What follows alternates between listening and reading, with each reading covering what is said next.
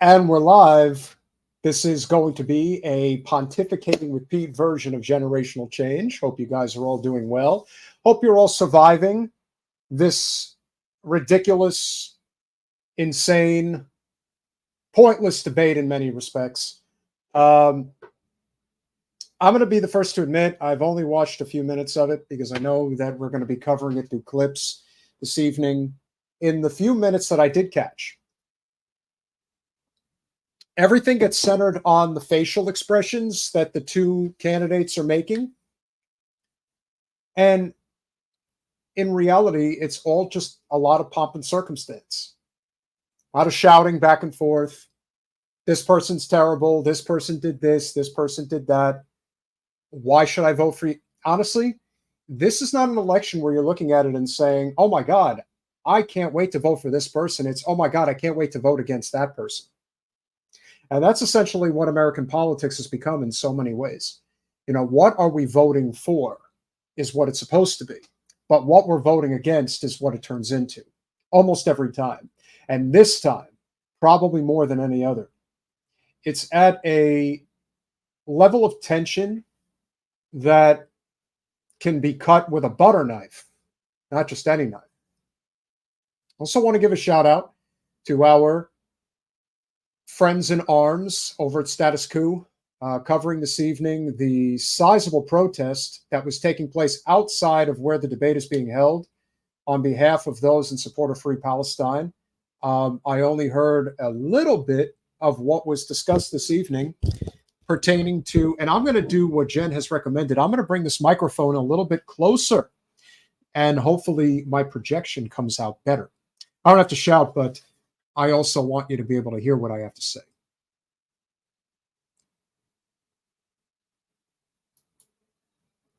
Well, look, Brian, I mean, bottom line, it's going to move the needle probably to some degree, but it is a presentation. It's a show, and Kamala's good at that. And Trump, in some respects, is not good at it. I mean, yeah, he's good. It's funny. It's like there are certain elements that work, certain elements that don't work. But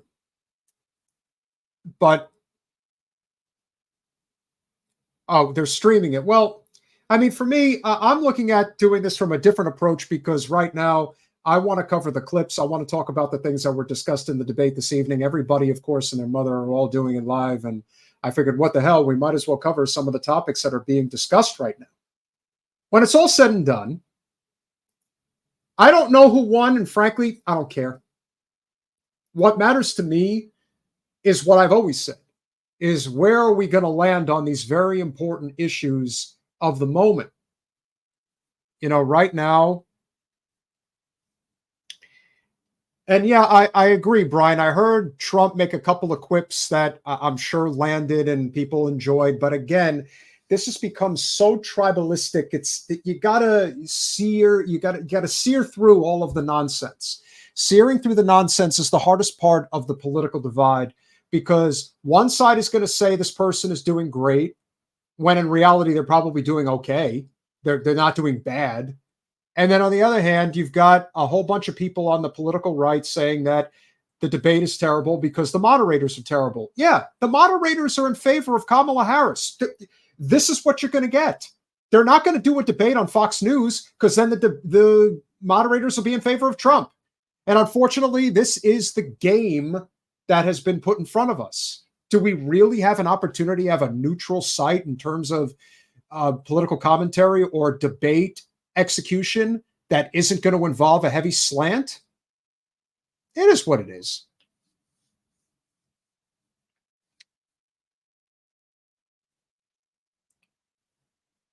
I would say the thing that's weird about this type of a debate,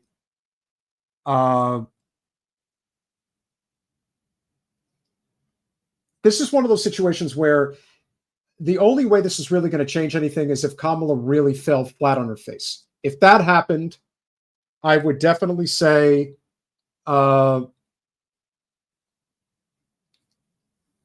in that case, it would probably make a difference. But I would say out of that,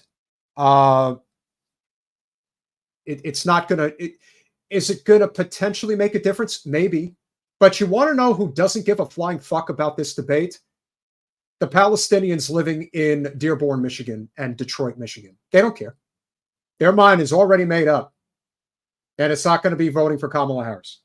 And with the answer that she gave this evening regarding Israel and still invoking that bullshit that Wasserman Schultz has been peddling with a few noted billionaires about the false rape stories, they're still carrying that on. They're still going there with that shit.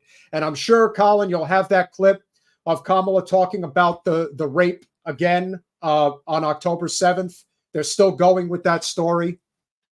That's a big issue, and that's a big issue in a state that she can't afford to lose. So while all of this may look good in terms of theater, how it's going to land with voters is the big question.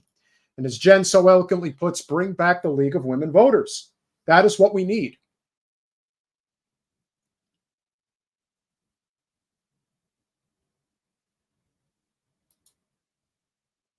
Yeah, I'm sure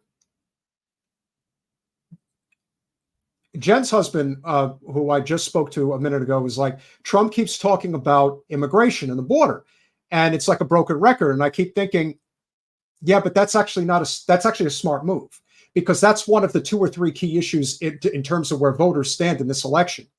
So if he's going to continue to harp on issues that really are what the voters are focused on, it may be annoying, but it's what's going to stick. And that's something that actually does matter. And so you can't ride the fence. You either make a stand or you don't.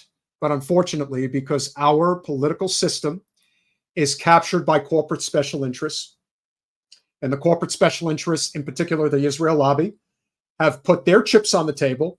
And while the anti-Israel movement, if you will, and including the Muslim communities throughout this country, they have money and they have infrastructure, but they don't have anything like this. This is, I mean, the Israel lobby, you can put them right up there with big oil, big pharma. They are right there at the top. They're right there. They have a lot to say, and will continue to have a lot to say as this continues over the next 8 weeks. The election is I believe it is 8 weeks from today. Today is the 10th. Yeah, it's 8 weeks from today. So there you go.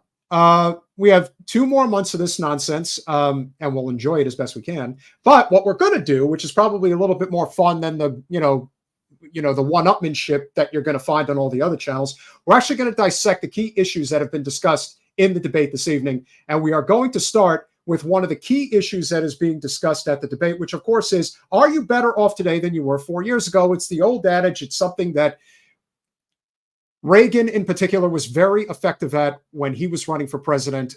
If you go back and look at some of the videos in the Reagan library channel on YouTube, particularly when he was running in 1980, what you will find in particular is he really harped on this idea of, well, are you better off today than you were 4 years ago? I can't say that for certain, and, I will let you know, et cetera, et cetera. And so that's kind of what it comes down to. I doubt there will be a second debate. So here we go. Better off than you were 4 years ago. When it comes to the economy, do you believe Americans are better off than they were 4 years ago? So I was raised as a middle-class kid, and I am actually the only person on this stage who has a plan that is about lifting up the middle class and working people of America. I believe in the ambition, the aspirations, the dreams of the American people. And that is why I imagine and have actually a plan to build what I call an opportunity economy. Because here's the thing. We know that we have a shortage of homes and housing, and the cost of housing is too expensive for far too many people. We know that young families need support to raise their children, and I intend on extending a tax cut for those families of $6,000, which is the largest child tax credit that we have given in a long time, so that those young families can afford to buy a crib, buy a car seat, buy clothes for their children. My passion, one of them, is small businesses. My mother raised my sister and me, but there was a woman who helped raise us. We call her our second mother. She was a small business owner. I love our small businesses. My plan is to give a $50,000 tax deduction to start up small businesses, knowing they are part of the backbone of America's economy. My opponent, on the other hand, his plan is to do what he has done before, which is to provide a tax cut for billionaires and big corporations, which will result in $5 trillion to America's deficit.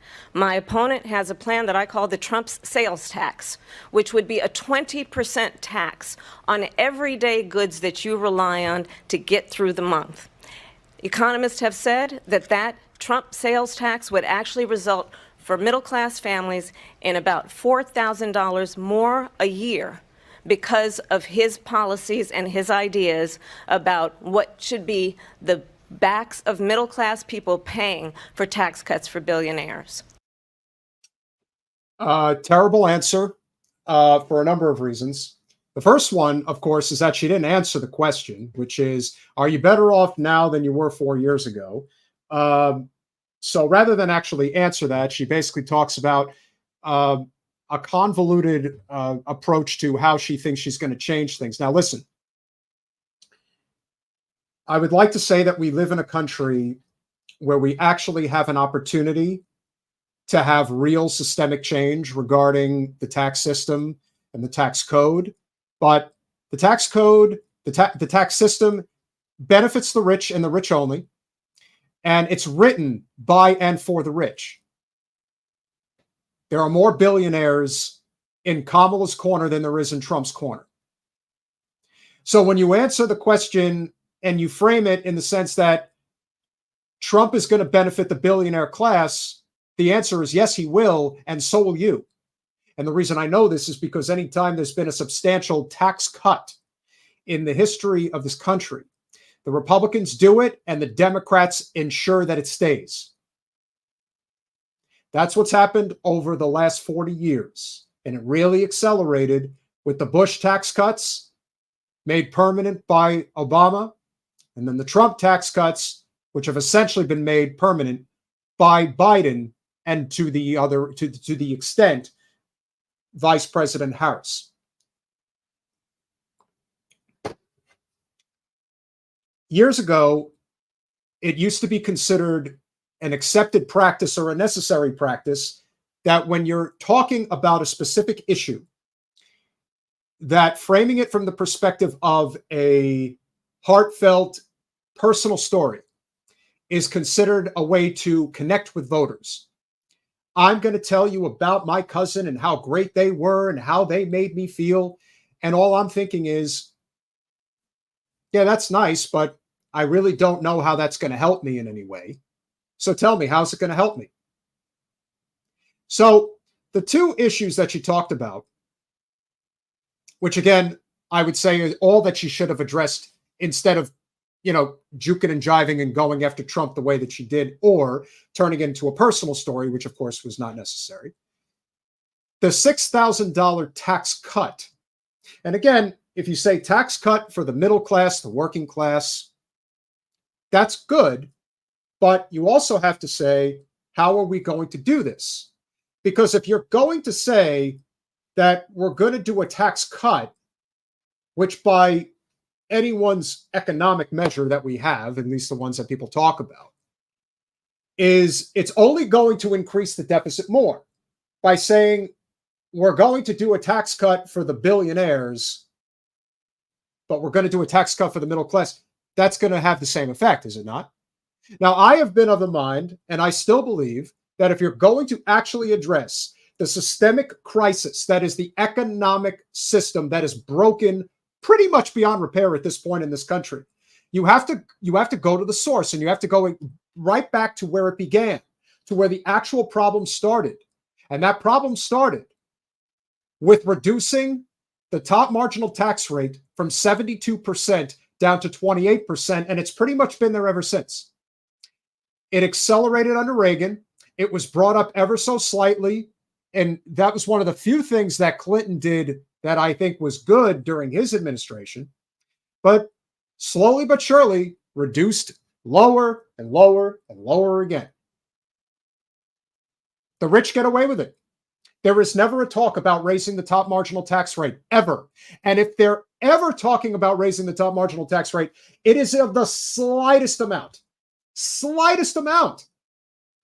There isn't even a talk of even going anywhere near what it once was, which would actually balance things and make the dollar more valuable. The dollar would go further. A living wage would be much more obtainable. It's almost like you got a new billionaire being born every minute, every week. That's not normal. And everyone knows it isn't. So if what you're going to talk about is how we're going to do very marginal changes, that's great. You want to offer a $50,000 tax incentive for somebody to start a small business? How are you going to enforce that at the federal level when we all know that, especially in blue states, starting a small business is a nightmare? Try it in California. See how long it takes you. I've heard stories that it can take 6 months to a year. I've heard in crazy situations in states like Texas, it can take a few weeks. Now, we need a balance, obviously, because there are businesses that should not just be given carte blanche to do whatever the hell they want. We know that's one of the big problems we have in this economic system. What we also have is a lot of bureaucratic red tape.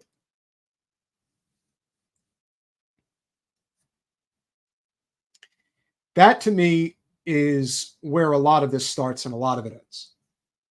But as I've said, the problem that we run into is whether or not we're talking about these issues that are actually going to make a fundamental change. But when you are, and Kamala is, completely bought by corporate special interests, you're going to get these fluffy tales about how we're going to make life better for the working and middle class, but we all know that's not going to happen.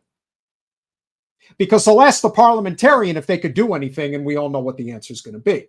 So let's hear what the Donald has to say about what he's going to do.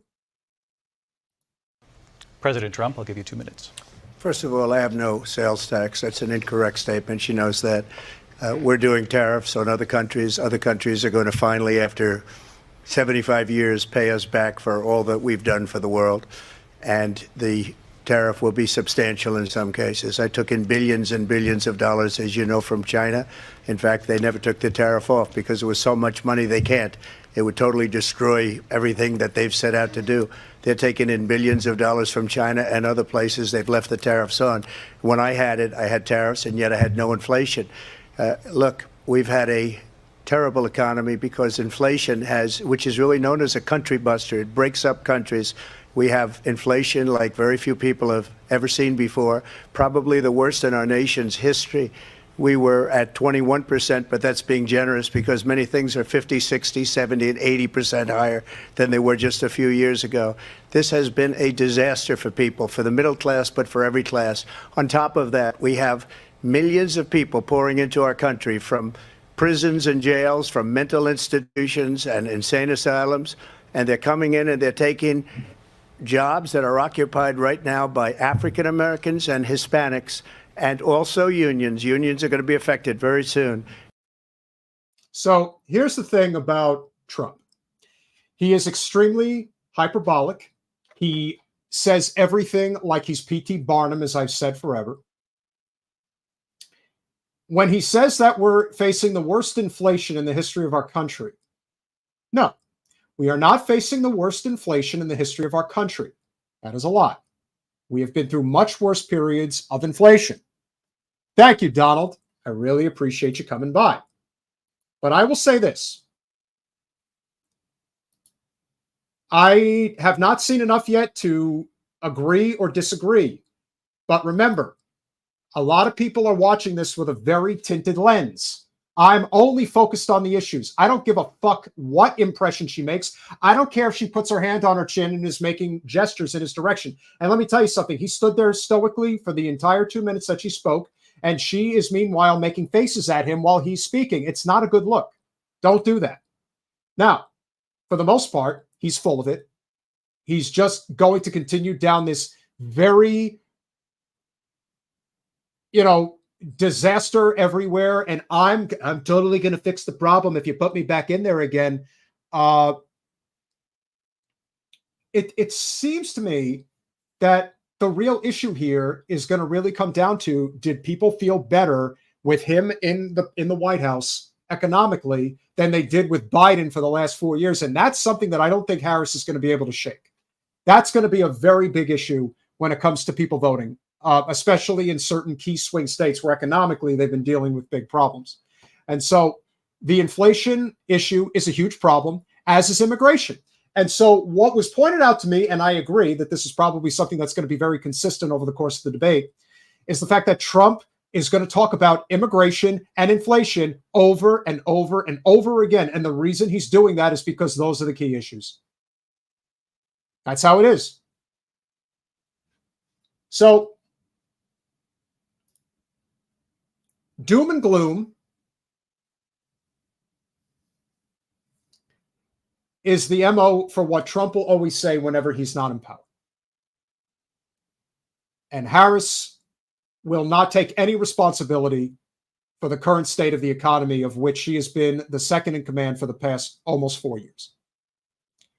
So what both of them are attempting to do is distance themselves from Biden as far as possible, but at the same time also take responsibility in a positive way if they sense that there's something good to talk about, which so far it doesn't seem like there really is. Remember to go over to patreon.com/generational change for as little as $5 a month. You can become a supporter of our small but mighty channel. And any support that you can provide is tremendously appreciated as we continue our trajectory in this current state away from electoral politics and continue to build through service locally and around, and obviously helping out in various ways that we appreciate each and every one of you being a part of. It means a lot.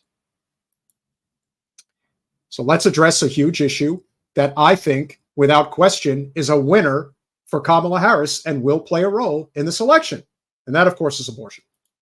Your 6-week abortion ban, because you initially had said that it was too short. And you said, quote, I'm going to be voting that we need more than 6 weeks. But then the very next day, you reversed course and said you would vote to support the 6-week ban. Vice President Harris says that women shouldn't trust you on the issue of abortion because you've changed your position so many times. Therefore, why should they trust you? Well, the reason I'm doing that vote is because the plan is, as you know, the vote is, they have abortion in the 9th month.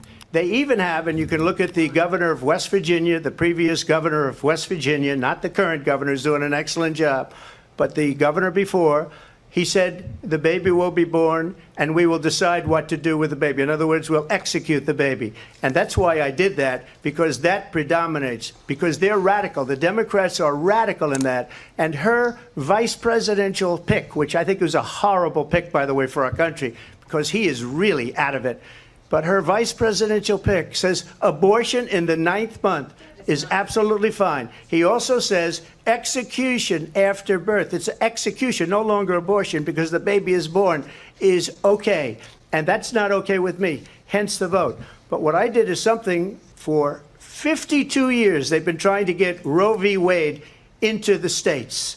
And through the genius and heart and strength of 6 Supreme Court justices, we were able to do that. Now, I believe in the exceptions for rape, incest, and life of the mother. I believe strongly in it. Ronald Reagan did also. 85% of Republicans do. Exceptions. Very important. But we were able to get it, and now states are voting on it. And for the first time, you're going to see, look, this is an issue that's torn our country apart for 52 years. Every legal scholar, every Democrat, every Republican, liberal, conservative, they all wanted this issue to be brought back to the states where the people could vote. And that's what happened. Now, Ohio, the vote was somewhat liberal. Kansas, the vote was somewhat liberal, much more liberal than people would have thought. But each individual state is voting. It's the vote of the people now. It's not tied up in the federal government. I did a great service in doing it. It took courage to do it. And the Supreme Court had great courage in doing it. And I give tremendous credit to those 6 justices. I will say that that's probably as good of an answer that he could have given on an issue that he can't win. So you take the win where you can. I got to tell you, and you guys who have been following this channel and have listened to me for a while, you know that I am as close to a neutral arbiter as you are going to find. And if I put myself in the mind and in the context of where an independent voter is on we'll say, visual display.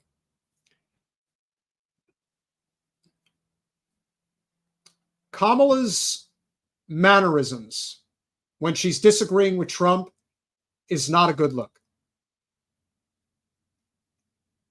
Trump does not react to her, but she's reacting to him. And a lot of those negative stereotypes about women being upset and things like that rise to the surface. And it is unfortunate that they have to deal with heavier scrutiny in that regard. But she has an opportunity to speak.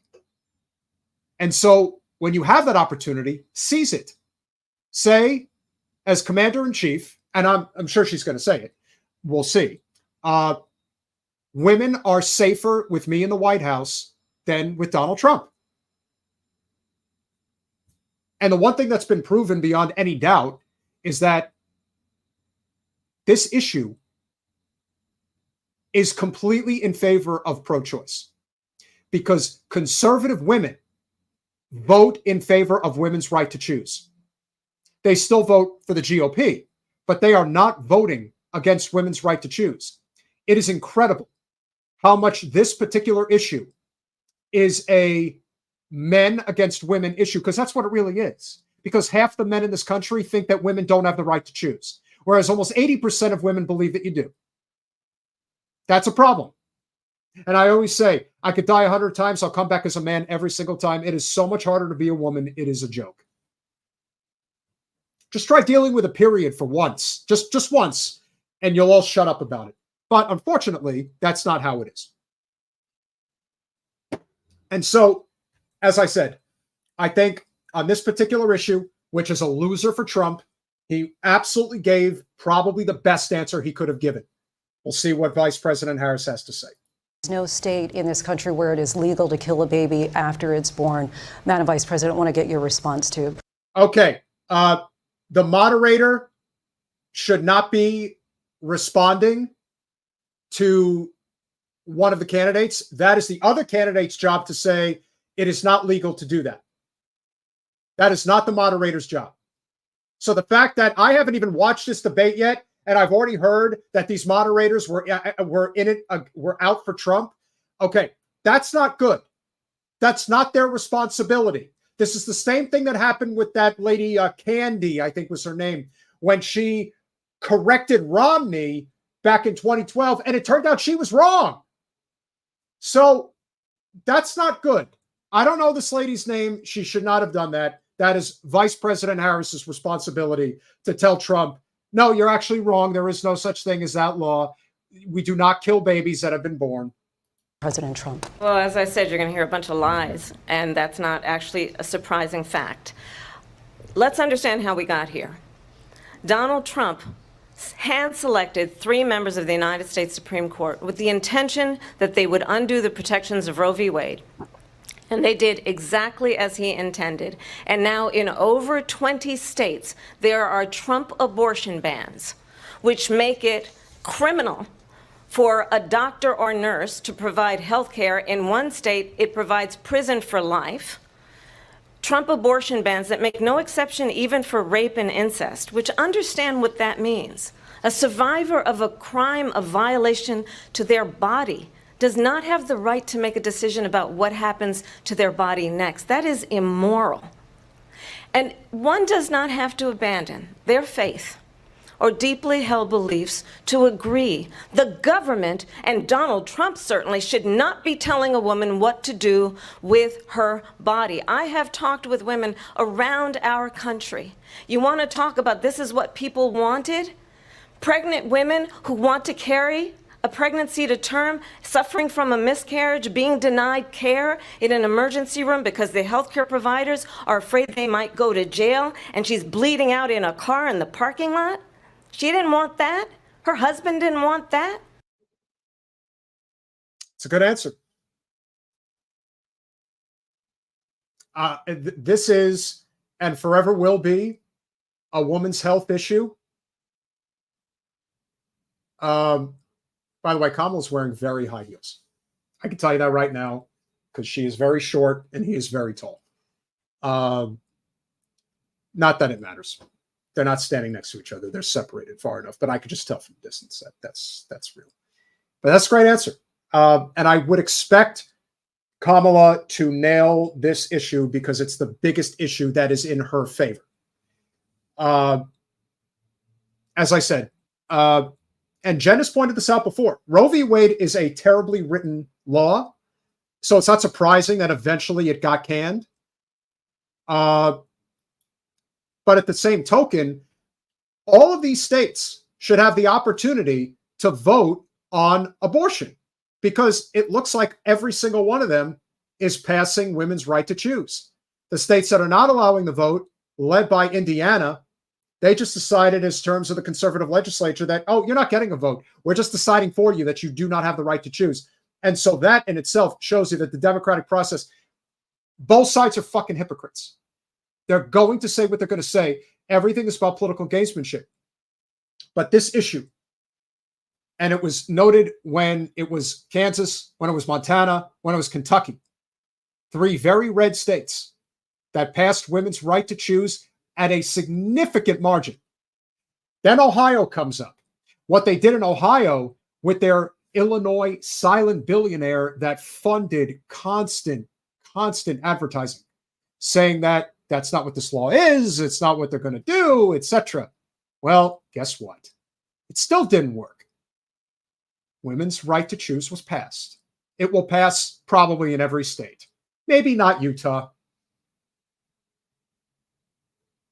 But Trump came out and said, yes on Amendment 3, yes on Amendment 4 in Florida.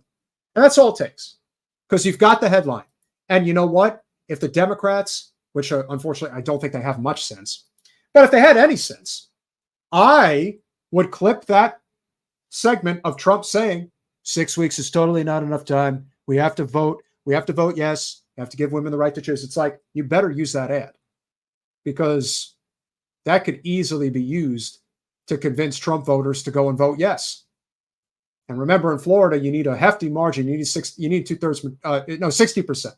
They'll eventually probably make a 2/3 majority, but that is a big issue. So use it. I hope they will. Now we will flip it around and discuss what may be Trump's biggest issue, advantage over Kamala Harris. And that, of course, is the border. Here we go.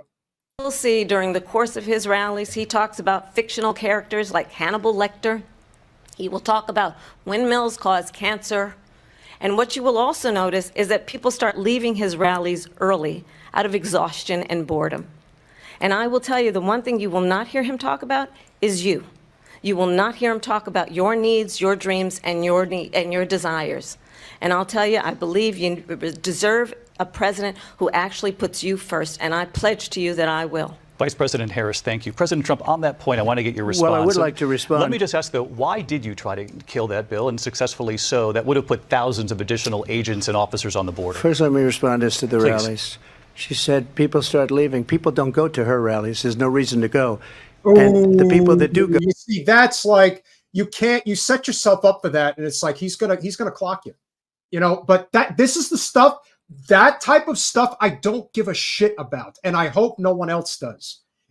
This political theater stuff is so pointless and useless. It does no one any favors. It doesn't change any material circumstances for anybody.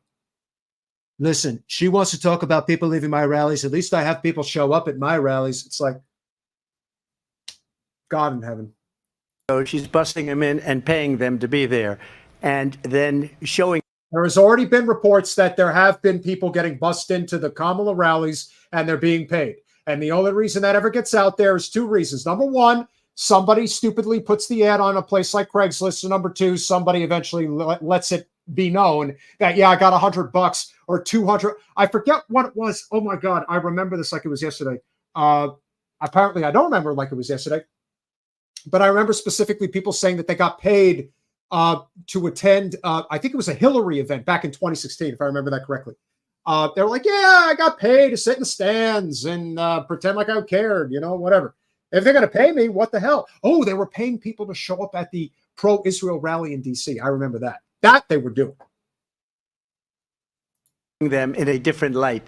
So she can't talk about that. People don't leave my rallies. We have the biggest rallies, the most incredible rallies in the history of politics. That's because people want to take their country back. Our country is being lost. We're a failing nation. And it happened 3.5 years ago. And what's going on here, you're going to end up in World War III, just to go into another subject. What they have done to our country by allowing these millions and millions of people to come into our country, and look at what's happening to the towns all over the United States. And a lot of towns don't want to talk. It's not going to be Aurora or Springfield. A lot of towns don't want to talk about it because they're so embarrassed by it. In Springfield, they're eating the dogs, the people that came in. They're eating the cats. They're eating the pets of the people that live there. And this is what's happening in our country, and it's a shame. As far as rallies are concerned, as far as the reason they go is they like what I say. They want to bring our country back. They want to make America great again. It's a very simple phrase, make America great again. She's destroying this country, and if she becomes president, this country doesn't have a chance of success. Not only success, we'll end up being Venezuela on steroids. So here's the problem with these types of stories. And there have been reports that there have been Haitian migrants that are in the country now, and that they have been in, they were sent to Ohio. Is it possible that there are a handful of instances where family pets were killed? Yeah, it's probably true. The problem is that once that happens, it's like, oh my God, 10,000 of these stories. That's not how it works. Everything is put into the hyperbole chamber and put up into the stratosphere, where everything gets churned into this. Oh, it happened 2 instances out of 300 million plus people, but it happened here, so it's going to happen everywhere, so you better stop it. Now, it really, he has a way, it's his style, but I'm telling you, Kamala is not doing herself any favors with the facial expressions. It's not a good look. It's a good look to the people that love her and that want to see her do a Yas Queen look over at Trump. But I'm telling you, to the independent voter that's trying to decide who looks more like the president or who they feel they're going to be more comfortable as commander-in-chief, her making those faces at him is not a good look. It's just not. There is a way to go at him, and that isn't it. I want to clarify here. You bring up Springfield, Ohio, and ABC News did reach out to the city manager there. He told us there have been no credible reports of specific claims of pets being harmed, injured, or abused by individuals within the immigrant community. Well, I've seen people on television. Let me just say here, this is the people on television say my dog was taken and used for food. So maybe he said that, and maybe that's a good thing to say for a city manager. I'm not taking this from television. But the people on taking television it from the city saying manager. their dog was eaten by the people that. This is a big problem here. This is a big problem. This is not the moderator's responsibility. This is Vice President Harris's responsibility. She could easily say there are no credible reports from the Springfield, if it's the police department in Springfield, Ohio, the city manager who typically oversees these things, saying that there's no credible reports that this has happened. Okay, fine, but that's her job. That's not your job. You're the moderator. You're supposed to make sure that they have an equal amount of time to speak.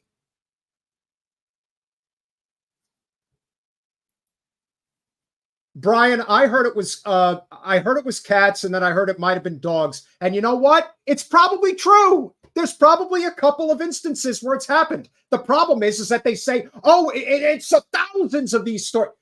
That's the problem. It only takes 1 or 2. That's it. And then the next thing you know, it's like, oh my God, you better hide your pets because everyone's going to come eat them now. Like I said, this hyperbole it's not good.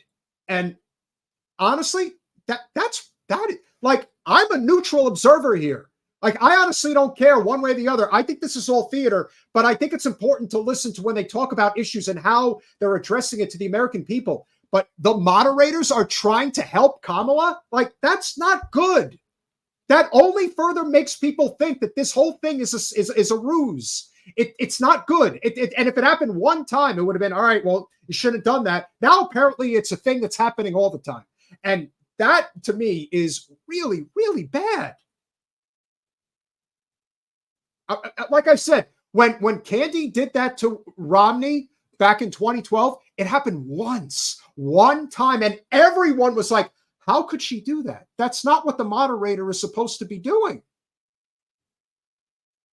We've been watching about 20 minutes worth of this, and they've already done it twice. And I'm sure it's not the last time. So it is what it is. Let's see how the responses come from this.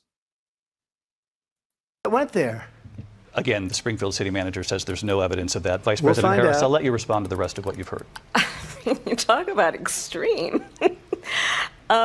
This is, I think, one of the reasons why in this election, I actually have the endorsement of 200 Republicans who have formerly worked with President Bush, Mitt Romney, and John McCain. How do you think that that's a good thing to brag about? That's like saying, oh, I got the endorsement of Dick Cheney because he's one of those Republicans. Why would you want to brag about that? Why don't you brag about the fact that the best thing that has happened under President Biden, and I mean the best thing by far, has been the improvement of the NLRB, the National Labor Relations Board. That is the best part of Biden's presidency. There has been actual growth in an actual area that is distinct between the two parties, at least to a degree, you would think so. That's what you want to brag about. You want to brag about the fact that, hey, I got the endorsement of the UAW, the United Auto Workers in this last fiscal year got the best result possible out of any major union in terms of advancement of workers' rights. Today, we are going to make double our salary, comparatively speaking, to those that work at Elon Musk's Tesla. That's a big deal. That's what you brag about. But nope, let's brag about how we're getting an endorsement of not just any Republicans, but the biggest fucking neocons in this country. The worst of the worst. It's not even good Republicans. You're getting the Republicans that I wouldn't wipe my ass with. And that's who you're bragging about?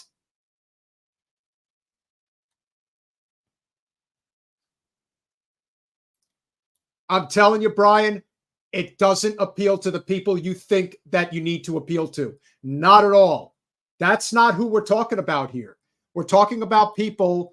We'll see. Thank you for pointing that out. And hopefully we'll get to that with mentioning her endorsement from the NLRB, the improvements in the NLRB, and getting the endorsement of the UAW. So that does matter. If Trump gets the endorsement of the police, I don't think that's anything to brag about, especially right now. But if Trump got the endorsement of the Teamsters, that would be fucking huge, and that might happen. So bragging about getting the support of the neocons is one of the main reasons why I wouldn't vote for Kamala, and that is from the mind of the independent voter who is sick of the war economy. So bragging about that, not smart. Let's see what else she has to say. Including the endorsement of former Vice President Dick Cheney and Congress member Liz Cheney. And if you want to really know the inside track on who the former president is, if he didn't make it clear already, just ask people who have worked with him. His former chief of staff, a four-star general, has said he has contempt for the Constitution of the United States. His former national security advisor has said he is dangerous and unfit. His former Secretary of Defense has said the nation, the Republic, would never survive another Trump term. And when we listen to this kind of rhetoric, when the issues that affect the American people are not being addressed, I think the choice is clear in this election. President Trump, I'll give you a quick minute to respond here. Thank you, because when I hear that, see, I'm a different kind of a person. I fired most of those people. Not so graciously. They did bad things or a bad job. I fired them. They never fired one person.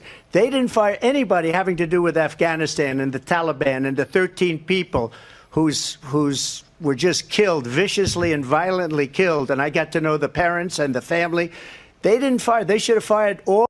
Okay, I'm sorry, I'm totally sorry. You got me in the moment when I was talking. Let me tell you something, okay? That is not a good response. That is a great response from Trump, and her face is not good. That's not a good look.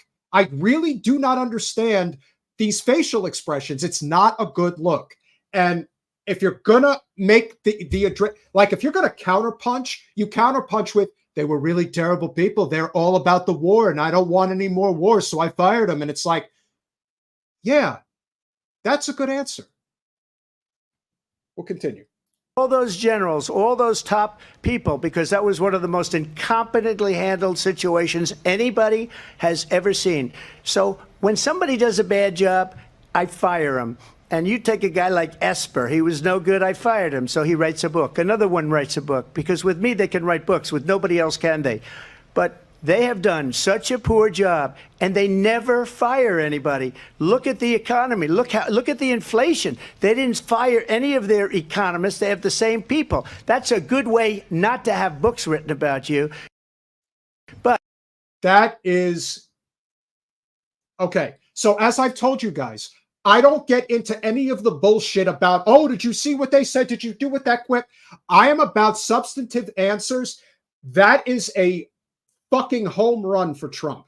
And they're going to clip that and they're going to play it over and over again, and it's going to land and it's going to stick, and it should.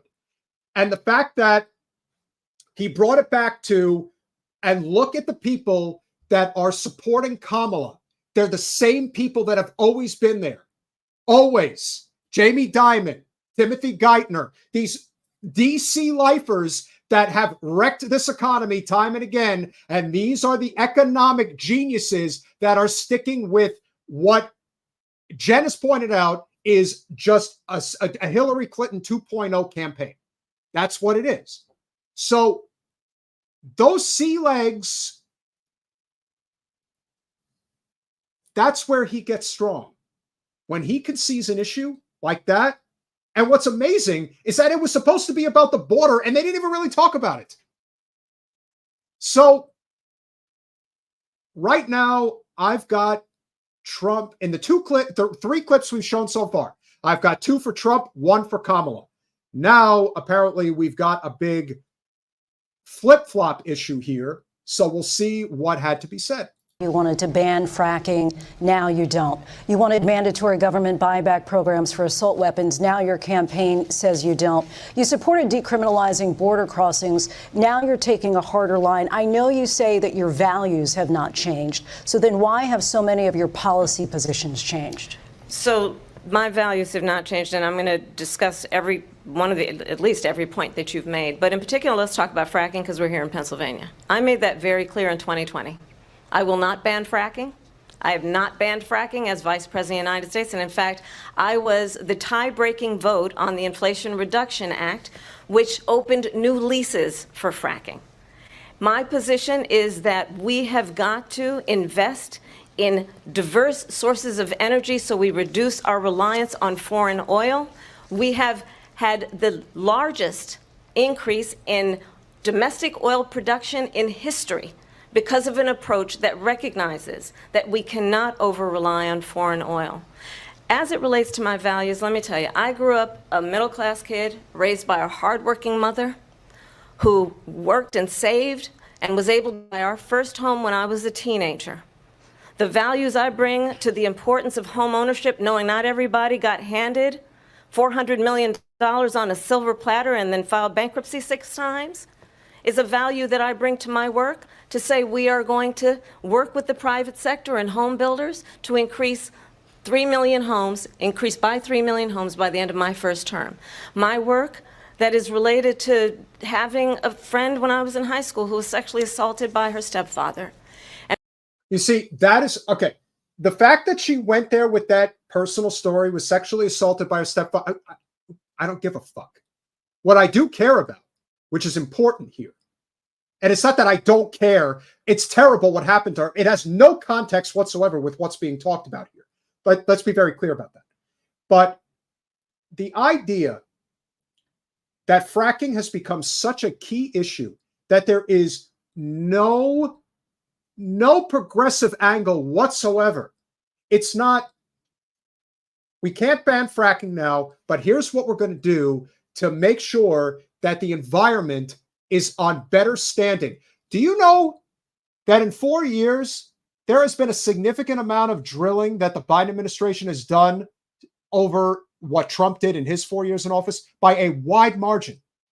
The Biden administration has been exponentially worse on the environment than Trump was. That's unbelievable. So this idea that let's double down on this, let's figure out how we can continue to drill, and drill some more. We already know that Trump is going to drill, baby, drill if he gets in there. So your response is, yeah, I'm going to drill even harder than you. That's what she's saying.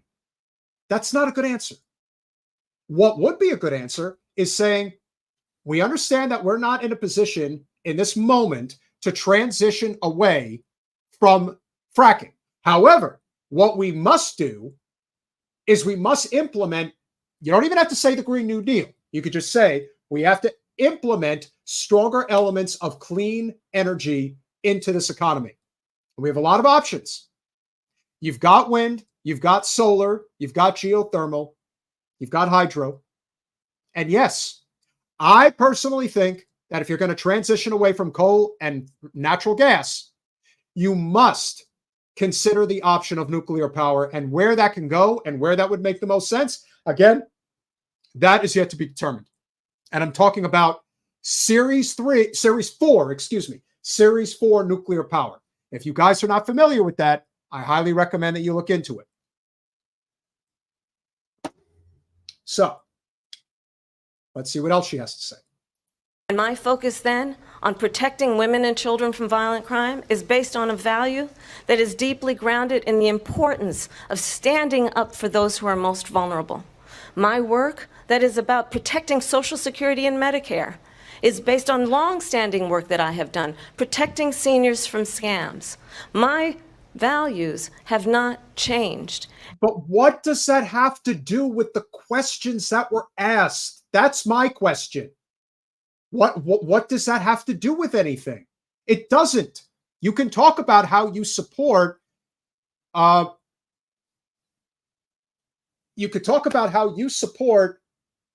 Medicare and Social Security, but you have flip-flopped on key issues that actually matter to a lot of people. And yes, the fracking issue is a big issue. While it does provide jobs, it also destroys the environment in a big way. And I am sure that a lot of people voting in Pennsylvania, as well as other parts of the Rust Belt, are not thrilled with that. In fact, it's a problem everywhere. In fact, one of the CEOs, I can still remember this, and this was in the state of Colorado, perfectly pointing out that this is a problem for all of the citizens. And then they asked, would you have a fracking well on your property? And he said, of course not. So it's okay if everybody else suffers from the environmental effects of this, kind of like the poison water in Flint, Michigan, East Palestine. Rules for thee, not for me. And what is important is that there is a president who actually brings values and a perspective that is about lifting people up and not beating people down and name calling. The true measure of the leader is the leader who actually understands the strength is not in beating people down, it's in lifting people up. I intend to be that president. President Trump, your response? First of all, I wasn't given $400 million. I wish I was. My father was a Brooklyn builder, Brooklyn, Queens, and a great father, and I learned a lot from him. But I was given a fraction of that, a tiny fraction, and I've built it into many, many billions of dollars, many, many billions. And when people see it, they are even surprised. So, Donnie, most people don't get squat. So once you have given or are given a significant amount of money, you already have a leg up on everybody else. Compounding interest, value, capital, ready to invest in other opportunities, which is why I said years ago, somebody like Paris Hilton can't lose. Not possible. Keys to the kingdom are already there, and there is no way out. You couldn't be a big enough colossal fuck up to throw it all away.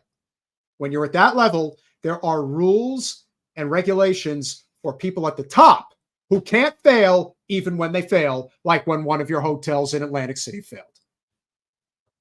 So, yeah, you were given a substantial leg up. It was $1 million or something like that, but this was back in the 1970s. And even still, could you imagine having a real estate developer father give you $1 million and say, hey, listen, I'm going to guide you and you're going to do this, that, and the other thing? It's almost impossible not to succeed. So we don't have to talk about that. Fracking, she's been against it for 12 years. Defund the police, she's been against that forever. She gave all that stuff up very wrongly, very horribly, and everybody's laughing at it, okay? They're all laughing at it. She gave up at least 12 and probably 14 or 15 different policies. Like, she was big on defund the police. In Minnesota, she went out, wait a minute, I'm talking now, if you don't mind, please. Does that sound familiar? She went out. That pissed her off. And I don't know if that was intentional or not, if he was waiting for an opportunity to let her have that. But let me tell you, she is not happy that he said that at all. That was supposed to be her line. Maybe she does get to that line at some point. We'll see. She went out in Minnesota and wanted to let criminals that killed people, that burned down Minneapolis, she went out and raised money to get them out of jail. She did things that nobody would ever think of. Now she wants to do transgender operations on illegal aliens that are in prison. This is a radical left liberal that would do this. She wants to confiscate your guns, and she will never allow fracking in Pennsylvania. If she won the election, fracking in Pennsylvania will end on day one. Just to finish, one thing so important in my opinion. So I got the oil business going like nobody has ever done before. When they took over, they got rid of it, started getting rid of it, and the prices were going up the roof. They immediately let these guys go to where they were. Okay. Two things very important here. And Trump was actually correct about Kamala funding these people that were arrested in Minnesota. She actually did do that because I saw it. I remember when it happened. And I'm thinking to myself, I don't know who told you that this was a good idea politically, but it sure as hell isn't. And he was ready for that one. He was ready to let her have it on that.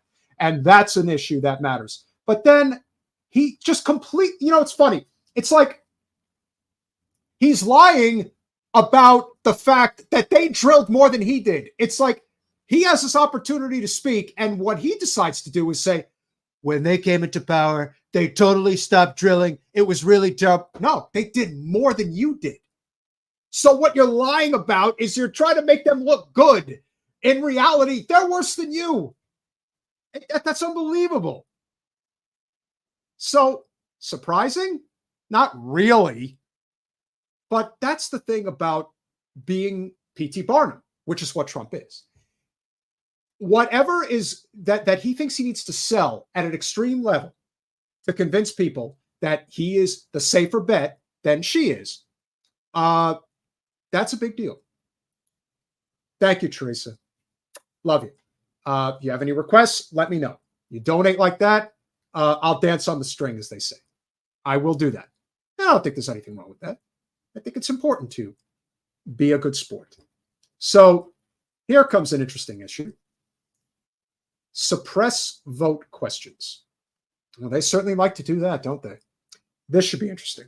But I do want to ask you about something that's come up in the last couple of days. This was a post from President Trump about this upcoming election just weeks away. He said, when I win, those people who cheated, and then he lists donors, voters, election officials, he says will be prosecuted to the fullest extent of the law, which will include long-term prison sentences. One of your campaign's top lawyers responded saying, we won't let Donald Trump intimidate us. We won't let him suppress the vote. Is that what you believe he's trying to do here? Donald Trump was fired by 81 million people. So let's be clear about that. And clearly he is having a very difficult time processing that. But we cannot afford to have a president of the United States who attempts, as he did in the past, to upend the will of the voters in a free and fair election. And I'm going to tell you that I have traveled the world as Vice President of the United States, and world leaders are laughing at Donald Trump. I have talked with military leaders, some of whom worked with you, and they say you're a disgrace. And when you then talk in this way in a presidential debate and deny what over and over again are court cases you have lost because you did, in fact, lose that election, it leads one to believe that perhaps we do not have in the candidate to my right the temperament or the ability to not be confused about fact. That's deeply troubling, and the American people deserve better. I'll give you 1 minute to respond, Mr. President. Let me just say about world leaders. Viktor Orban, one of the most respected men, they call him a strong man. He's a tough person, smart, Prime Minister of Hungary. They said, why is the whole world blowing up? 3 years ago, it wasn't. Why is it blowing up? He said, because you need Trump back as president. They were afraid of him. China was afraid, and I don't like to use the word afraid, but I'm just quoting him. China was afraid of him. North Korea was afraid of him. Look at what's going on with North Korea, by the way. He said Russia was afraid of him. I ended the Nord Stream 2 pipeline, and Biden put it back on day one, but he ended the XL pipeline. The XL pipeline in our country, he ended that. But he let the Russians build a pipeline going all over Europe and heading into Germany, the biggest pipeline in the world. Look, Viktor Orban said it. He said the most respected, most feared person is Donald Trump. We had no problems when Trump was president. But when this weak, pathetic man that you saw at a debate just a few months ago, that if he weren't in that debate, he'd be running instead of her. She got no votes. He got 14 million votes. What you did, you talk about a threat to democracy. He got 14 million votes, and they threw him out of office. And you know what? Again, that's going to land. I hate to say it, but he's basically saying, you want to talk about me not accepting results. You got put there. And she did. She did get put there. Now, in the grand scheme of things, you still have an election. And on top of that, Viktor Orban, that's who you want to quote. I mean, listen, there's not a lot of great world leaders out there that I would be, tipping my hat to right now. But I mean, it's like, is there like a real difference? I think is the question. That's the problem. This is not an election of, oh my God, I can't wait to vote for this person.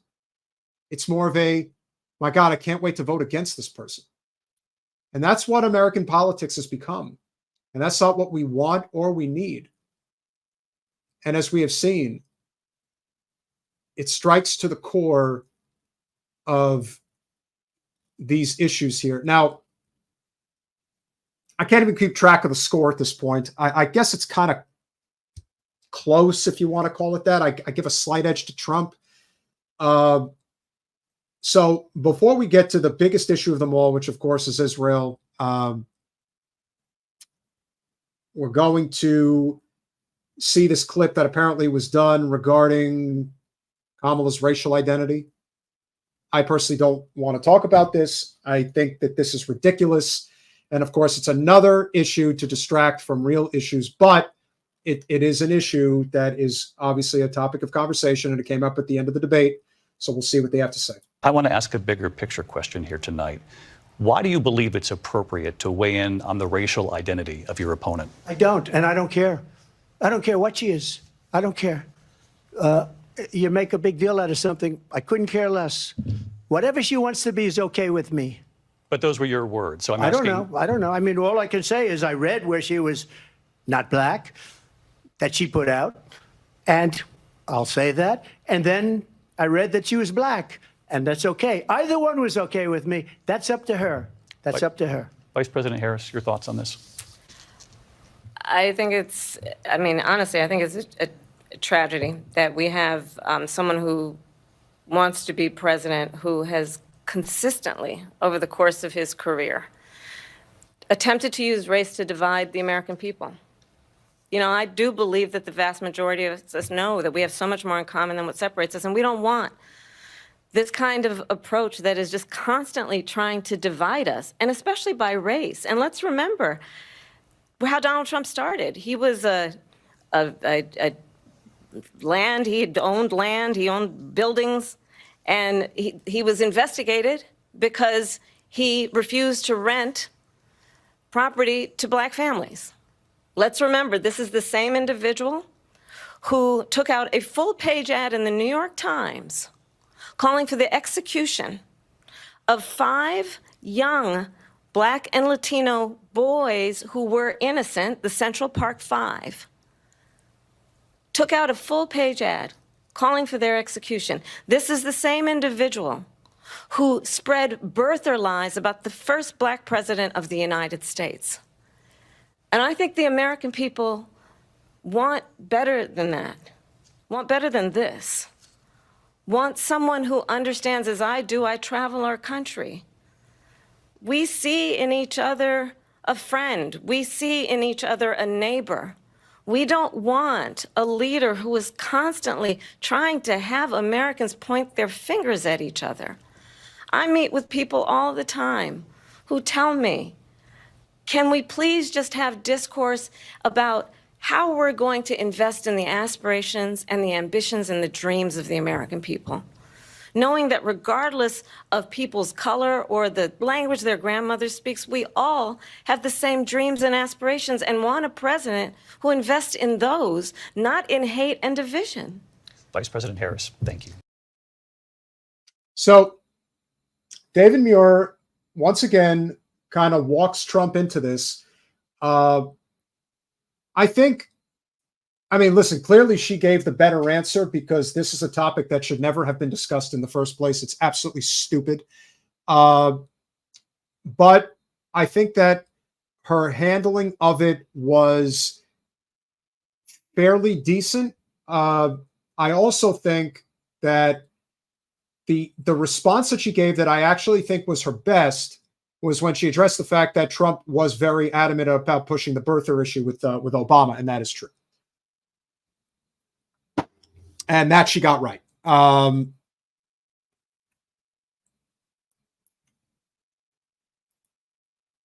problem, unfortunately, Teresa, is that we do have a lot of countries that are not so good. That choice of language doesn't work, but let's not forget, a lot of the countries that are not doing good are a direct result of a lot of things that perhaps we do to make it that way. That's what doesn't get talked about. When we talk about the things that happened to countries like Haiti, what's happened in Puerto Rico, we have a hand in that. She's very measured in how she wants to address certain topics because that is, again, she's prepped, heavily rehearsed. In some cases, she's able to respond once she's in some type of a groove, if you will. So now we're going to address this, which is the biggest issue of all. I shudder at the thought of how badly these two are going to answer this question, but the topic of Israel apparently is brought up. So here we go. Israel-Hamas war and the hostages who are still being held, Americans among them. Vice President Harris, in December, you said, quote, Israel has a right to defend itself, but you added, quote, it matters how, saying international humanitarian law must be respected. Israel must do more to protect innocent civilians. You said that 9 months ago. Now an estimated 40,000 Palestinians are dead. Nearly 100 hostages remain. Just last week, Prime Minister Benjamin Netanyahu said there's not a deal in the making. President Biden has not been able to break through the stalemate. How would you do it?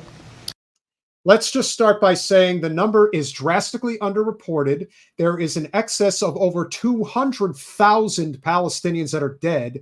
The only reason that number isn't been given as official through, let's say, the Associated Press is because a significant portion of these people are buried under rubble. That's what it is. Have you seen what Gaza and the West Bank look like? Oh, and let's not forget they're assassinating our people now. There's that one, too.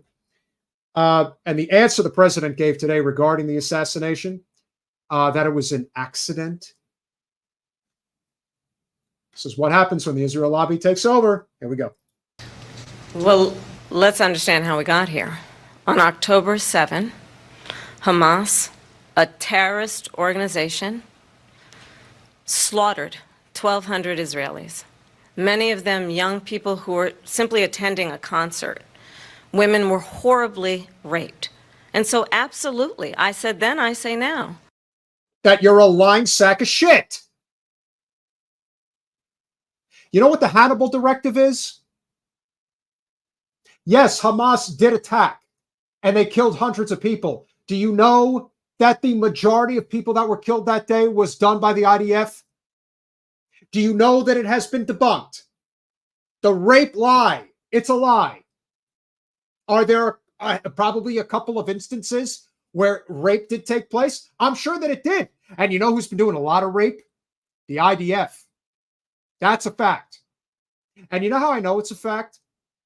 Because anything that actually gets out against Israel is probably it's probably worse tenfold in terms of what we actually know. Because much like the way the media controls everything here in the United States, think about how much worse it is in Israel and what we know and what we don't know. But the fact that she comes right out of the gate, right away, and lies through her teeth, not only about the attack, but about what was actually taking place regarding attacks on women when it came to the rape, which of course has been proven time and again that it is a lie. And yet, right out of the gate, she just can't help herself. She's got to go right into it. I'm not going to let Trump get ahead of me on this issue. I'm going to show just how pro-Israel I really am.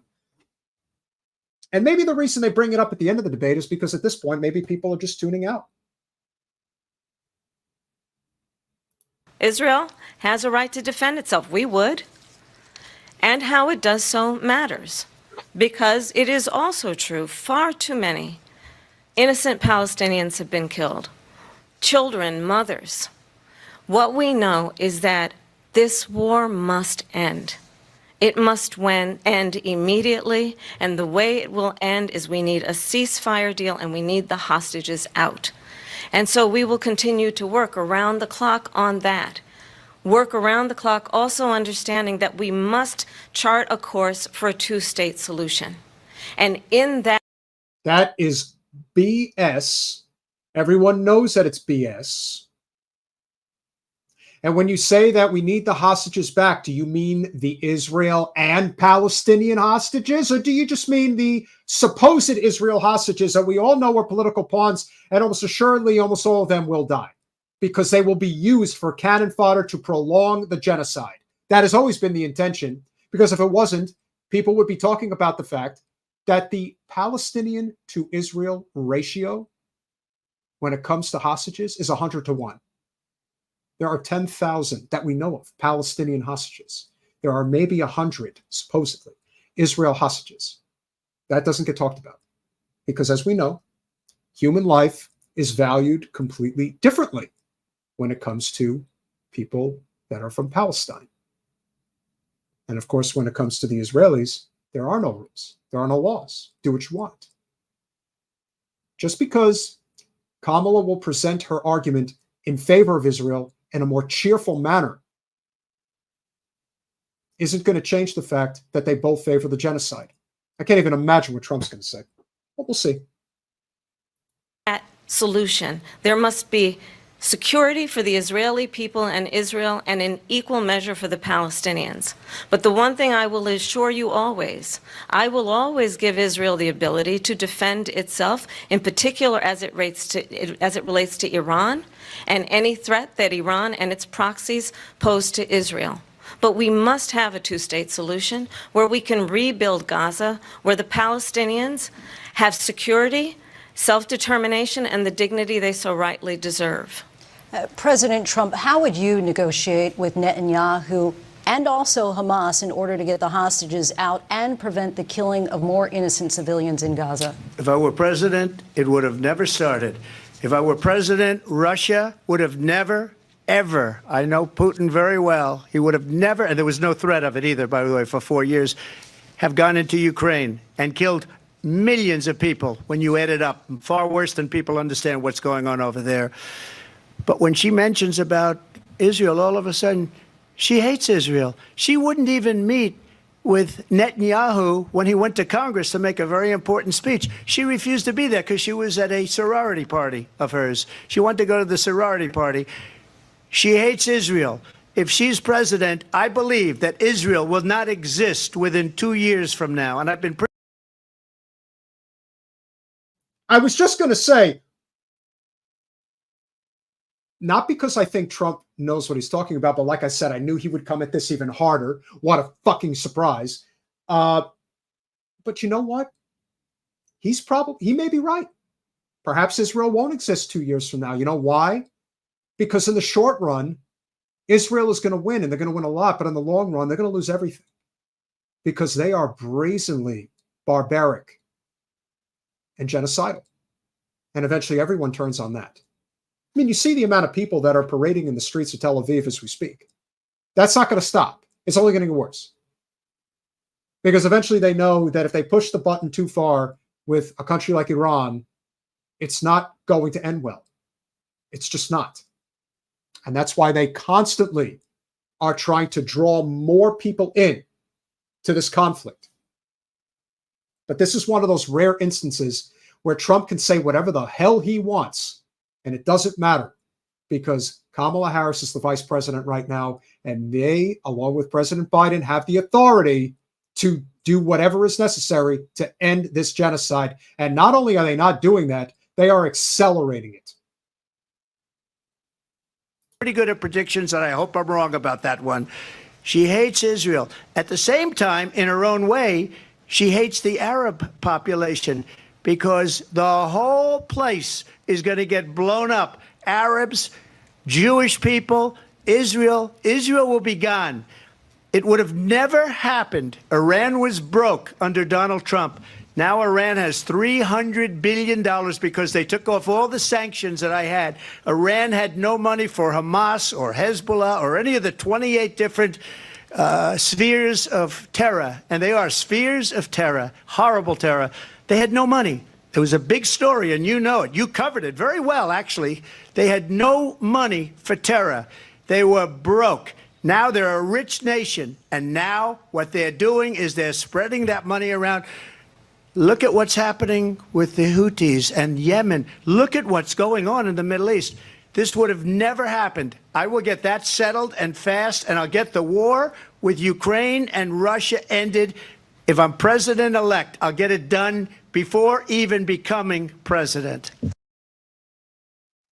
See, now he makes a statement like that, and it gets me wondering if this is one of those things where certain people are basically telling him, we will make sure we get you the votes to become president, and this is what needs to be done regarding getting this conflict taken care of if you were the command. I mean, listen, Reagan did something very similar when he was running against Carter, and we're going to get the hostages out of Tehran. I mean, listen, this is politics. But when he says that she hates Israel, not really, but when he also says that she hates Arabs, yeah, just like you do. What's the difference? You're at least more bombastic and honest about how we'll actually do business. She, on the other hand, is trying to make it seem like, oh, we can split the difference. Spheres of terror. Terror. Should be making fun of him for that one. Am I right, Schultze? We'll finish this up. Vice President Harris, he says you hate Israel. That's absolutely not true. I have my entire career and life supported Israel and the Israeli people. He knows that. He's trying to, again, divide and distract from the reality, which is it is very well known that Donald Trump is weak and wrong on national security and foreign policy. It is well known that he admires dictators, wants to be a dictator on day one, according to himself. It is well known that he said of Putin that he can do whatever the hell he wants and go into Ukraine. It is well known that he said when Russia went into Ukraine, it was brilliant. It is well known he exchanged love letters with Kim Jong-un. And it is absolutely well known that these dictators and autocrats are rooting for you to be president again because they're so clear They can manipulate you with flattery and favors. And that is why so many military leaders who you have worked with have told me you are a disgrace. That is why we understand that we have to have a president who is not consistently weak and wrong on Vice national President security, Harris. including the importance of upholding and respecting in highest regard our military. Vice President Harris, thank you. They're the ones, and she's the one that caused it, that's weak on national security by allowing every nation last month for the year, 168 different countries sending people into our country. Their crime rates are way down. Putin endorsed her last week, said, I hope she wins. And I think he meant it. That's a good comeback. I hate to say it. It's like they're so not appealing. There's something so unappealing about both. That's what's amazing. I actually thought Trump did better as president on foreign policy than he did on domestic policy. That's my opinion. You can agree to disagree, but I think the way that he handled North Korea was probably one of the hallmarks of his entire presidency. There's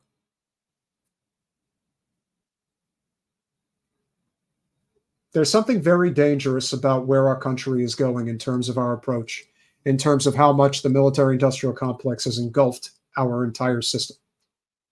And,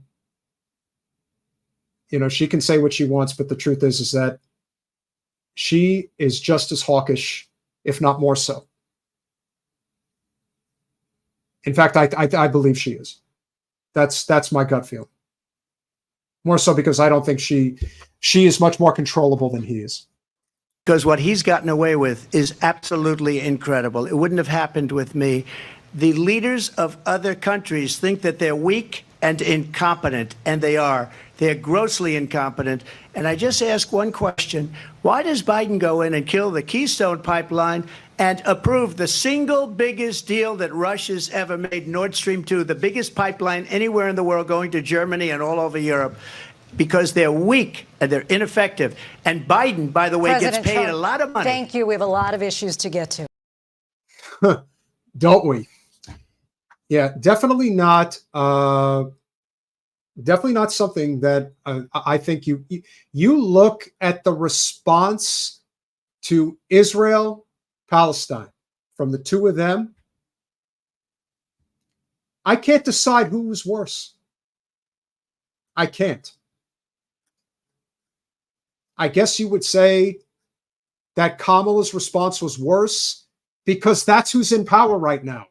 As I said before, Trump could say whatever the hell he wants. He's not there. Everything changes the second he gets in there.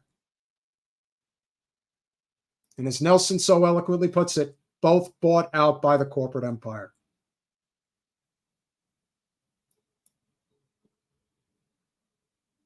And before people start saying that Trump is going to drastically change things in this country, that's if you get lucky. The only thing I know for sure when it comes to Israel in particular is that Trump has taken $100 million from Miriam Adelson. That's all I need to know. So you're fucked either way. Here are the closing statements.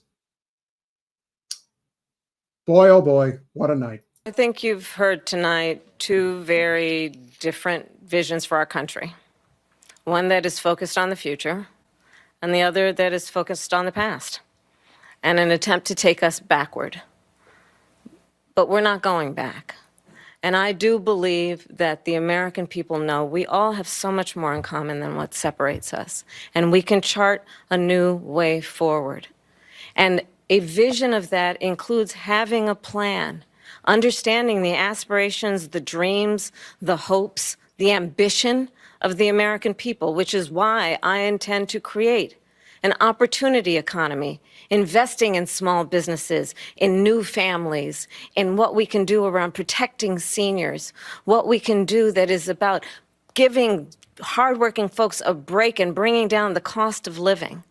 I believe in what we can do together that is about sustaining America's standing in the world and ensuring that we have the respect that we so rightly deserve, including respecting our military and ensuring we have the most lethal fighting force in the world. I will be a president that will protect our fundamental rights and freedoms, including the right of a woman to make decisions about her own body and not have her government tell her what to do. I'll tell you, I started my career as a prosecutor. I was a DA, I was an attorney general, a United States senator, and now vice president. I've only had one client, the people.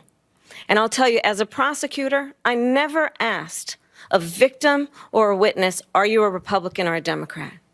The only thing I ever asked them, are you okay? And that's the kind of president we need right now. Someone who cares about you and is not putting themselves first. I intend to be a president for all Americans and focus on what we can do over the next 10 and 20 years to build back up our country by investing right now in you, the American people. So she just started by... Okay, so her closing statement is all rosy, peachy. I'm Mamala, as some people are referring to her, and with a number of people that will resonate and they'll be happy. The most lethal fighting force. I don't know who in the hell thought that that is a good response or that is the way to address our military, but that should scare the shit out of everybody. We will have the most lethal fighting force. Lethal means to kill. That's what it is. Lethal is death. We will have the most lethal fighting force in the world. I don't know about you, but it's almost like she's trying to set us up for war. More war, quite frankly, because that's what we're in the middle of right now. Now, let's be honest. What's going on between Russia and Ukraine is really a war between Russia and NATO, and we're at the head of NATO. And that's how this is. It's just one big proxy, despicable war. And then what's going on is a genocide in the Middle East. And I haven't even addressed Taiwan and the saber rattling that's going to go into overdrive with China. What about BRICS? A lot of countries want to get off the dollar. You think you've seen anything yet? You wait until that starts to happen, because that's what should scare the shit out of everybody. This idea that we're going to have a commander-in-chief that wants to poke in that direction, that ain't going to work for me. Bad shit. Really bad shit. Well, let's see if it could get any worse. Sorry, but the Donald has got to talk. Saying she's going to do this, she's going to do that, she's going to do all these wonderful things. Why hasn't she done it? She's been there for 3.5 years. Okay, I don't honestly need to hear anything else, but that's a great response. It just is. And the fact that that's the lasting response that he's going to give, it's going to stick. So we'll keep going, but I got to tell you, that's a great answer. They've had 3.5 years to fix the border. They've had 3.5 years to create jobs and all the things we talked about. Why hasn't she done it?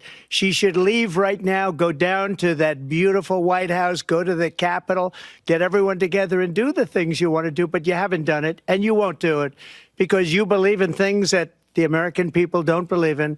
You believe in things like we're not going to frack. We're not going to take fossil fuel. We're not going to do things that are going to make this country strong, whether you like it or not. Germany tried that, and within 1 year, they were back to building normal energy plants. We're not ready for it. We can't sacrifice our country for the sake of bad vision. But I just ask one simple question. Why didn't she do it? We're a failing nation. We're a nation that's in serious decline. We're being laughed at all over the world. All over the world, they're laughed. I know the leaders very well. They're coming to see me. They call me. We're laughed at all over the world. They don't understand what happened to us as a nation. We're not a leader. We don't have any idea what's going on. We have wars going on in the Middle East. We have wars going on with Russia and Ukraine. We're going to end up in a third world war, and it'll be a war like because of nuclear weapons, the power of weaponry. I rebuilt our entire military. She gave a lot of it away to the Taliban. She gave it to Afghanistan. What these people have done to our country, and maybe toughest of all, is allowing millions of people to come into our country. Many of them are criminals, and they're destroying our country. The worst president, the worst vice president in the history of our country. So I think you've heard. Okay. God, Donnie, you're such a headache. What did he say that was correct outside of his opening statement, which is, why haven't they done it in 3.5 years? That's a great response. But then, of course, he goes into the riffraff of jumping back and forth in a whole bunch of different directions, suggesting that somehow he's the only person that can fix this. It's not true, but, maybe he can make it better. I don't know. He's not getting my vote, so I can't tell you how it's going to unfold. But the state of Florida will go for Donald Trump. State of California will go for Kamala Harris. State of Texas will go for Donald Trump. The state of New York will go for Kamala Harris. And so on and so forth. And eventually you get down to about 7 or 8 states. And they will ultimately determine what direction this country is going to go in. I don't know for sure who's going to win. But I'll share how I feel later down the road, because things can happen. If you're asking me to put it on a scorecard, who won this debate, who lost this debate, I can't really say either one won it. I can't really say either one lost it. If I had to give an edge, I would give it to Trump, because I think he hit on a couple of key topics that really matter to voters in this election better than she did. I think there were times where he was all over the place. I think there were times where she was all over the place. One of the things that Kamala did that I really didn't, there were 2 things that she did I really didn't like. The more important one, of course, is that she would not answer a question directly. She would jump around and go into a whole bunch of other topics. And she would get scrambled, if you will. They accused Trump of doing that too. And yeah, he did it at times, but she did it too. And then the other thing, which is going to be an issue, is the faces. She makes a lot of dirty faces at him, and that doesn't work. Now, Trump will, he'll smirk and do things like that, but she was like, it's like, no, that's not good. That's stuffy, and I'm better than you. And it's like, don't do that. There are ways to nail him, and you can. And there were times where she did. There were a number of times in the debate that I thought she did very well, particularly when it came to the issue of abortion. I thought that she hit him on that very well. I thought the way she responded on the issue of race was very good too. But that's not what's going to win the election. I think the issues in particular, when it came to inflation and it came to immigration, I think that was in his corner. He didn't fail in this debate. And I think that, more than anything else, was really all you were looking for. The only thing that I would say definitively, and the more I listened to this debate, the more I realized that the only way that this election was going to shift in any substantial way is if Kamala face planted. Now, she didn't face plant. She had her moments. There were good, there were bad, and there were some in between. But if she face planted, then I would definitely say Trump has it in the bag. But he doesn't. This is a toss-up election. Anything can happen. We'll see. It's going to be very interesting. But it's also a reflection of how far we have sunk. And I think in particular, the way that they responded regarding Israel was just disgusting. And can't say I'm surprised, because the Israel lobby controls this country. And the sooner we realize that corporate special interests have engulfed our country, and if we don't change that as quickly as possible, our country's gone. It doesn't matter who wins this presidential election at all. That's why I admire the people who are out there fighting for a free Palestine. I admire the Abandon Harris movement. Force their hand. Make them do something. Make them. It's clearly going to make a difference in Michigan. Will it be enough? I don't know. But this is why as much as people want to fight and make the systemic change we need to make, a lot of people have checked out. And I get it. What was appealing about this? Almost nothing.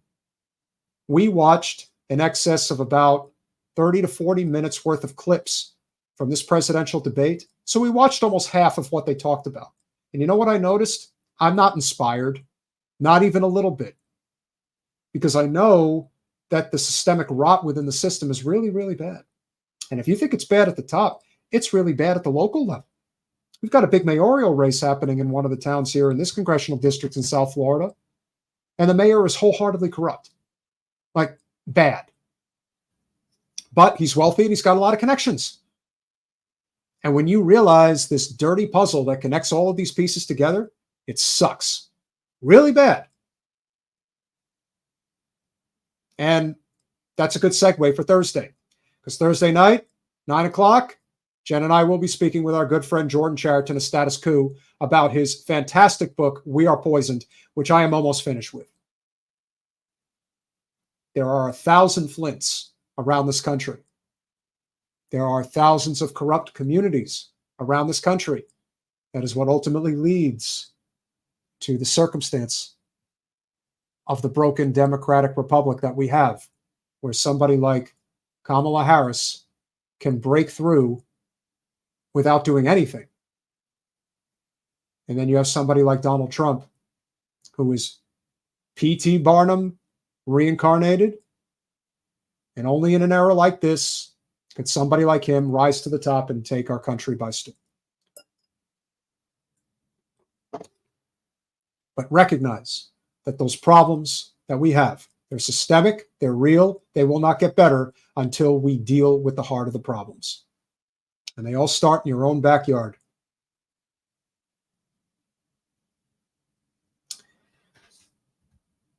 What a night.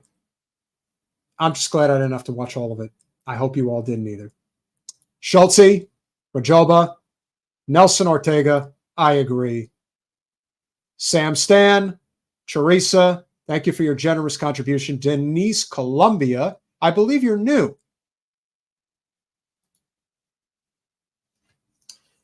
And I appreciate you being here. Do I think it was luck?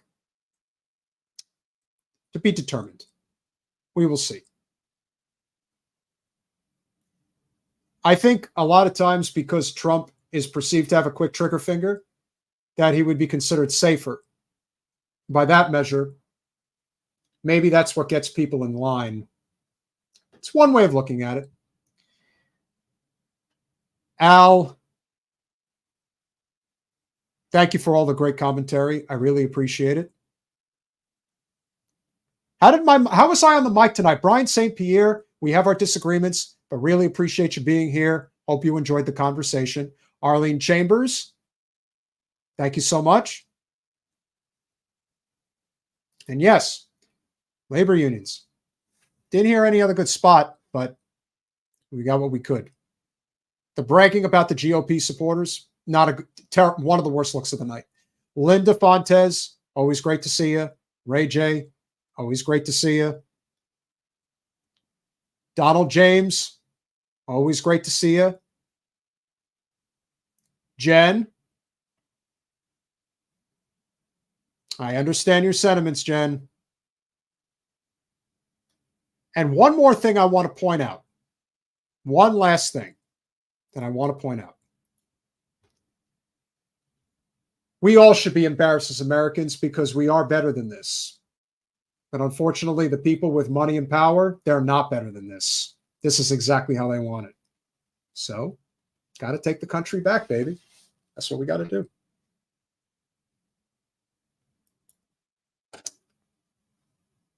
Make sure to tune in on Thursday night because it's going to be a great conversation. Tip of the hat, of course, is always to Crystal Ball, who always platforms Jordan and his work. Apparently, they had a great conversation in D.C. the other day at that bookstore in Georgetown. Always great to hear about that. I know we don't have as big a platform, but we will have a great conversation with our good friend Jordan Chariton. There's also going to be some changes in the studio very soon. You're going to like it. I think you're going to enjoy it. And just to confirm with everybody, Like I said, I want to make sure that the mic sounded good this evening. I spoke closer to it. I hope that helps. I hope it sounded good. I know we had some sketchiness with the connection from time to time. We're not perfect, small but mighty. It all matters. So I want to thank you all. Appreciate you all. We'll see you Thursday.